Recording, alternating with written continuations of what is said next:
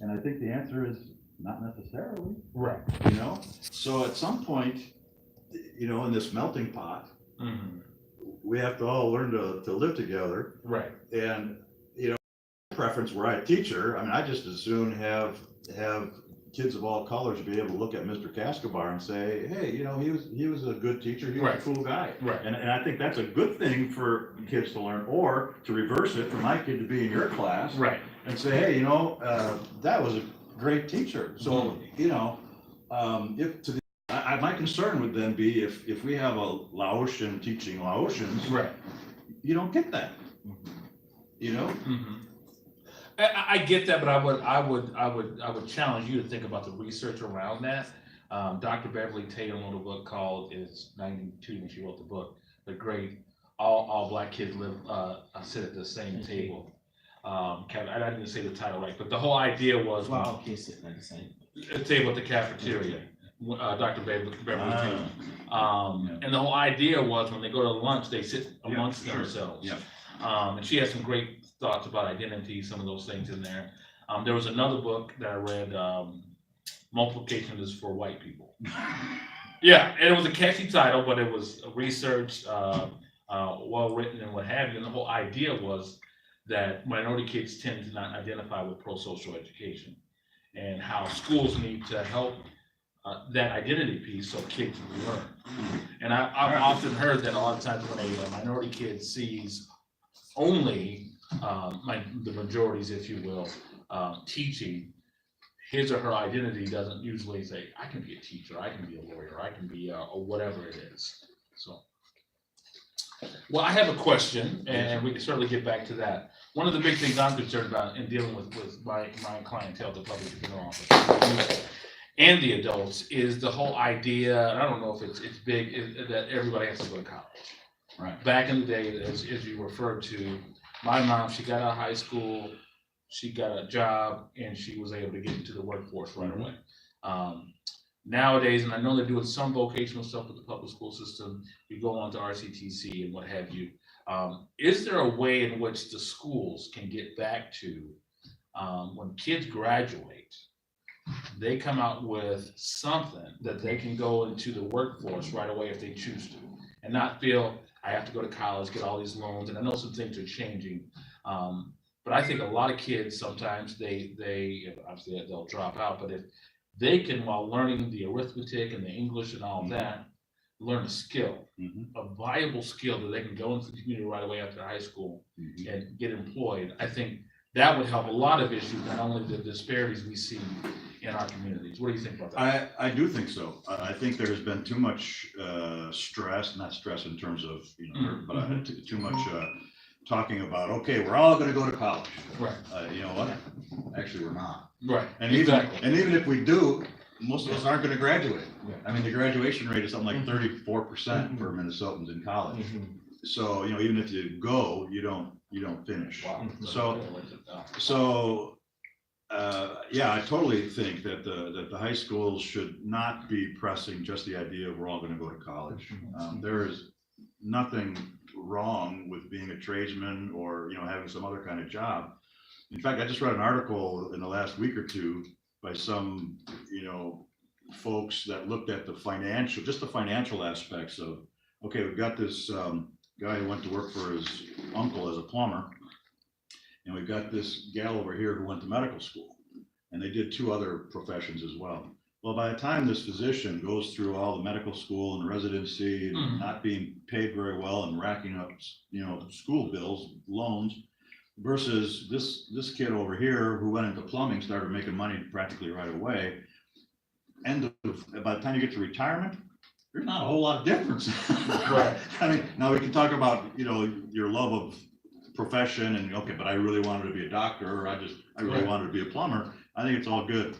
And certainly when I went to school, there was electric class, there was shop class, carpentry, you know, and a lot of that's gone away. There were business classes. So CTEC, of course, I mean, that is a big step back in the right direction, I think. Yeah, but I do think there's room to do more, and I think we should lighten up on this, on all talk about, let's get everybody ready for college. Because Mhm. partially it makes the other kids say, well, I don't feel like I want to go to college. So, you know, then they start feeling like they're not quite up to snuff, which Mhm. it just isn't So, true. so what do you feel about CTEC? Do you think that's filling that void?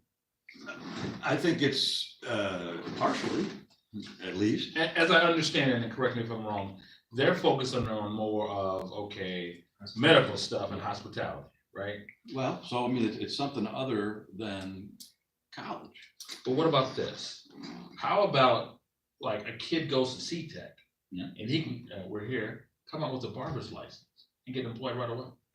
I mean, and of course this goes into dollars and state money and blah, blah, blah. But how about? There's a lot of blah, blah, blah, Yeah, blah. Beautician, how about some of the licensures that kids can, hospitality, great, medical, great. But again, when we think of our communities, and there's a bigger thing with our communities, our minority communities, but I don't know if high school should go as far as being able to have kids get to license for a particular career. come on, Bruce. Well, but wait a This second. is just No, me. This is just me. No, but this is, So this is that's my the- bad. that's I the- don't know. That's the first part of what I was gonna say. The second part is, but I think there's an interesting parallel maybe to be drawn Right. to the college-bound kids, because if they're doing well enough in high school, they can actually end up towards, you know, in their junior, senior, they can be taking college classes, That is right? true. That is true. And the school district pays for that because it's counted as high school, right? Yeah.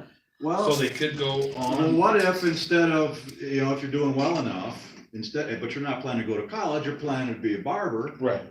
can we do the same kind of thing then there, in that kind of context, to say, well, then when you're done, you have your license. So I guess, so it could be kind of like, it's high school time, Right. but it's not in. That would be good as well. high That's school. something certainly we're gonna pose to Representative Lieberling when she comes in. But that something to where when I talk to my kids and we're dealing with whatever issues, they can come out of high school with something.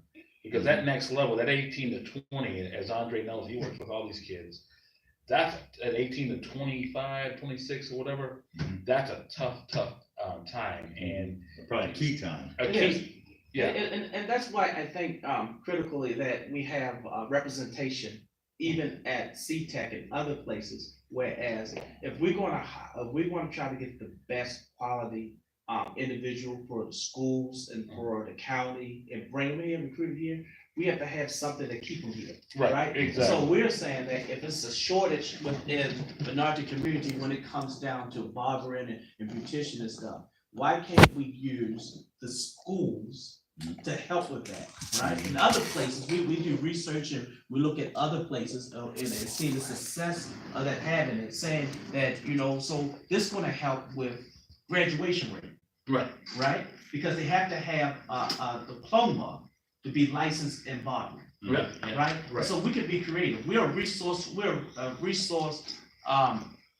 center here, what we talking about in this community. right. We have unlimited resources, but it's not always directed to the right place. What I'm talking about is. I don't know what's Well, unlimited. no, but what I'm talking about is like this, we can connect with the workforce center, we can Yeah. work, so these things that we can do, right, so the cost won't be so on the schools, Mhm. right? Right. But it takes us getting together and say, this is some of the stuff that we need, and we think our kids, this can help the disparity. Right. If we Oh, have big something time. like this, when we have something like this, and we have statistics and data for other places to show that this can help with some of the discipline stuff, this can help with a whole lot of things. Right. We think we can change the trajectory of the kids if we have something implemented like this in the schools. Not just one gonna benefit children of color, gonna benefit all those kids who Absolutely. don't always fit in your non-traditional Yeah, setting, I get it. right? And so if they get, so if they graduate, right, they can get a job right away, Right. right, and make your money. Mhm. Bruce, we can be cutting edge. We can Yes. start it. Right there, Bruce Bruce. got the Right money, there, Bruce. you know. Yeah. But we need, I think it's a different Yeah. mindset to think, and again, for all students, as Andre said, but certainly for our diverse Yes. students, that is education. I mean, Yeah. if someone gets out of high school and or not, and they don't have a skill to make it in this society, what's the use of high school, you know? But if they can come out with a skill, and obviously they gotta use their math, their English, or whatever, so on and so forth, they are now a viable person in the community, and as it relates to the work I do, public safety, right? Mhm. They are positive members of society contributing right away. But I think it has to take and you being the next board member, right? Yeah. All right, Right. woo-woo. You can help us change this and get something where kids can come up with valuable skills. I would certainly be willing to look at the possibility of doing the same thing they do for college-bound kids, Uh-huh. for kids who are going in a different direction. Well, great. That would be. I mean, it's to me, it's a big issue, and I see it all the time. Given what I do, and Andre does too. He works with a lot of kids and a lot of youth. Anybody else have any questions? Do you see yourself as a representative of the community, or you're just a board member yourself? and the community you represent is two. Where is that exactly? Well, you got a trick question in there, huh? Well, Yeah. the first part of the question there, I would see myself as a representative of the community. And as part of, in my opening remarks, it's part of why I decided to run, because I see a lot of candidates and the incumbents that will still be there after this election, because they're not up this time, that will be very similar in their mindset. They're kind of, I'll call them education groupies. I'd like to see a different kind of representation, folks with different backgrounds and different experiences. Maybe all my ideas will be crackpot. I don't think they will be, of course, but maybe even if they are, at least they can be on the table. Right. So I see myself as a representative of the community. Okay. And then the second part of your question was, there's two things. What area do you? Your seat two. What area does that encompass? Rochester is an interesting one. Every seat represents the whole district. Oh, really? They just Yeah. call it seat two. And everybody in the district votes for all the seats. Now, some districts, if they have, say, 2 openings, then all the candidates pile into one vote, and the top 2 vote getters become the 2 winners. But in Rochester, there are 7 seats on the board, and for each election, you file for a particular chair. Right. And then you run and win that chair. But everybody in the district votes, and everybody in the board represents the whole district. Okay, cool. I just got one more question. Yes, sir. Well, I'm going to embarrass myself again. And I'm not from this area, so perhaps this is endemic to me than other people. But when I go to vote, particularly in midterm elections, I'm looking at the top, right? The national, blah, blah, blah, mayor, whatever. When it gets to school board, I don't know who these people are. You're normal. Yeah. So either I don't vote, which I think I do, or the name that's most popular that I saw on commercial. Okay, boom. Yeah. And again, I don't do that, but I think a lot of people do not know, one, what our school board does, my opinion, and then 2, what you can do as a school board member. As you think of undecided voters in our community, some of the issues we talked about, why should they come out and vote for you November 6th? I don't know what to say that I haven't already said. I'm interested in the budget. I'm interested in having the community understand where our money is going. I'm interested in spending every last dollar as well as we can. I'm interested, one of my slogans, if you see any of my yard signs out, if you want one, please let me know. Expect, respect, achieve, and to me, the first 2 things help us get to the third one. I'd like to be a different kind of voice on the board. I think I would be. I think that the direction we've been going isn't quite right. I think our test scores say so. For the first time last year and this year, they're below the state average. The latest scores just came out about a month ago, and in 11 of 12 measures, we're below the state average, and that's not right. In fact, the worst one is science. The home of the Mayo Clinic is 8 points below the state average in science. I think clearly the folks that have been involved lately aren't making the right things happen. And I know that I don't know as much right now sitting here as some of those who have been involved for a while, including my opponent, who's been on task forces and so on for quite a few years. But apparently that involvement hasn't got us in a good place. And I know I have a lot to learn, but it's a 4-year term. I think I'm a reasonably smart guy. I will learn it. And I'm willing to talk to people. As I said, I think I see myself, and I know I see myself as a representative of the whole community, including every sub-community. And I'm willing to talk and hear the stories and find out how we can get better. Well, thanks for coming out. You're Bruce welcome. Cascobar, That's the way it is. seat 2, get out and vote. Sweet too. Thanks, everybody. We appreciate your time. Yeah, thanks. Thanks again. Nice to meet you. Do you want those to hang on to them, or? Yes, that'd be great. All right. What do you do? You must be. I'm the man- retired. Yeah, huh? I'm retired. I was in You IT did? at Mayo for a Okay. long time, Tell and I me was about- independent Yeah. for a while. Yeah.